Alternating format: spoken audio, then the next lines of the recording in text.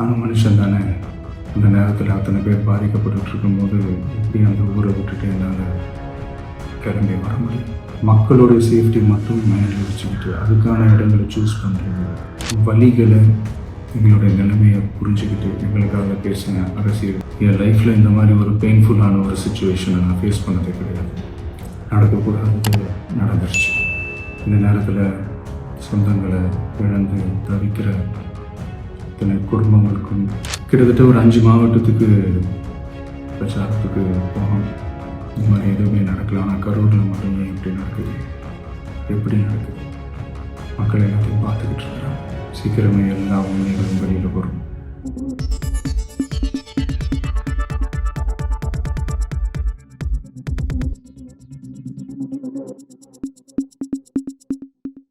அனைவருக்கும் வணக்கம். என் லைஃப்பில் இந்த மாதிரி ஒரு பெயின்ஃபுல்லான ஒரு சுச்சுவேஷனை நான் ஃபேஸ் பண்ணதே கிடையாது. மனசு முழுக்க வலி வலி மட்டும்தான். இந்த சுற்றுப்பயணத்தில் என்னென்ன மக்கள் பார்க்க வராங்க, அதுக்கு ஒரே ஒரு காரணம் தான், அவங்க என் மேலே வச்சிருக்கிற தங்கும் பாசம். அந்த அன்புக்கும் பாசத்துக்கும் நான் எப்பவும் கடமைப்பட்டிருக்கிறேன். அதனால தான் இந்த சுற்றுப்பயணத்தில் மற்ற எல்லா விஷயங்களையும் தாண்டி மக்களுடைய சேஃப்டி, அதில் எந்த காம்ப்ரமைஸும் பண்ணிடக்கூடாதுன்றதுக்காக தான் அது என் மனசில் ரொம்ப ஆழமாக இருக்கும் அந்த எண்ணம். அதனால தான் இந்த அரசியல் காரணங்கள் எல்லாத்தையும் தவிர்த்துட்டு ஒதுக்கி வச்சுட்டு மக்களுடைய சேஃப்டி மட்டும் மைண்டில் வச்சுக்கிட்டு அதுக்கான இடங்களை சூஸ் பண்ணுறது, அதுக்கான இடங்களை பார்த்து பர்மிஷன் கேட்குறது, போலீஸ் டிபார்ட்மெண்ட்டில் அதை ரிக்வெஸ்ட் பண்ணி கேட்போம். ஆனால்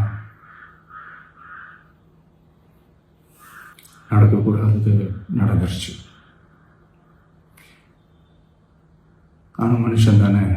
அந்த நேரத்தில் அத்தனை பேர் பாதிக்கப்பட்டு இருக்கும்போது எப்படி அந்த ஊரை விட்டுட்டு என்னால் கிளம்பி வர முடியும்? நான் திரும்ப அங்கே போகணும்னு இருந்துச்சுன்னா அதை ஒரு காரணம் காட்டி அங்கே வேறு சில பதட்டமான சுச்சுவேஷன்ஸ், வேறு சில அசம்பாவிதங்கள், அந்த மாதிரி எதுவும் நடந்துடக்கூடாதுன்றதுக்காக தான் நான் அவாய்ட் பண்ணேன்.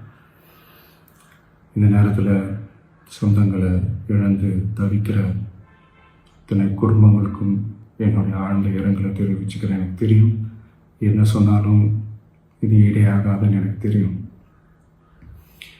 ஹாஸ்பிட்டலில் ட்ரீட் பண்ணிகிட்ருக்கிற எல்லாருமே சீக்கிரமாக க்யூர் ஆகி வரணுன்றதை இந்த நேரத்தில் நான் வேண்டிக்கிறேன். கூடிய சீக்கிரமே உங்கள் எல்லாரையும் நான் சந்திக்கிறேன். இந்த நேரத்தில் எங்களுடைய வழிகளை, எங்களுடைய நிலைமையை புரிஞ்சுக்கிட்டு எங்களுக்காக பேசின அரசியல் கட்சிகளை சார்ந்த நண்பர்கள், தலைவர்கள் அனைவருக்கும் என்னுடைய நன்றியை தெரிவிச்சுக்கிறேன். கிட்டத்தட்ட ஒரு 5 மாவட்டத்துக்கு பிரச்சாரத்துக்கு போனோம். இந்த மாதிரி எதுவுமே நடக்கல. ஆனால் கரூரில் மட்டும் ஏன் எப்படி நடக்குது, எப்படி நடக்குது? மக்களுக்கு எல்லா உண்மையும் தெரியும். மக்கள் எல்லாத்தையும் பார்த்துக்கிட்டு இருக்கிறாங்க.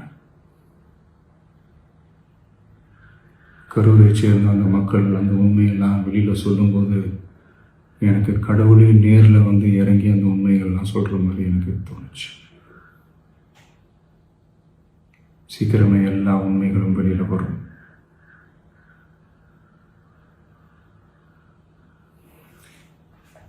எங்களுக்கு தரப்பட்ட இடத்துல நாங்கள் போய் அந்த அந்த ஸ்பாட்டில் நின்று நாங்கள் பேசிட்டு வந்தோம். அதை தாண்டி எந்த தவறும் எங்கள் சைடில் நாங்கள் எதுவும் செய்யலை. பட் இருந்தாலும் எங்கள் கட்சியை சேர்ந்த நிர்வாகிகள், தோழர்கள் மேலே எஃப்ஐஆர், அது மட்டும் இல்லை சோஷியல் மீடியாவை சேர்ந்த நண்பர்கள், தோழர்கள், அவங்க மேலே எஃப்ஐஆர்லாம் போட்டு இப்போ பிடிச்சிக்கிட்டு இருக்கிறாங்க.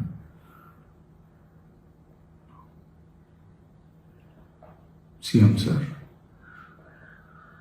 உங்களுக்கு ஏதாவது இந்த பழி வாங்கணும் அப்படின்ற எண்ணம் ஏதாவது இருந்துச்சுன்னா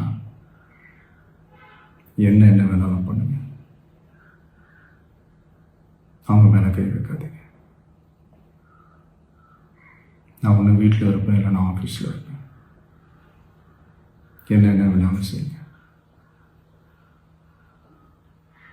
நண்பர்களே, தோழர்களே,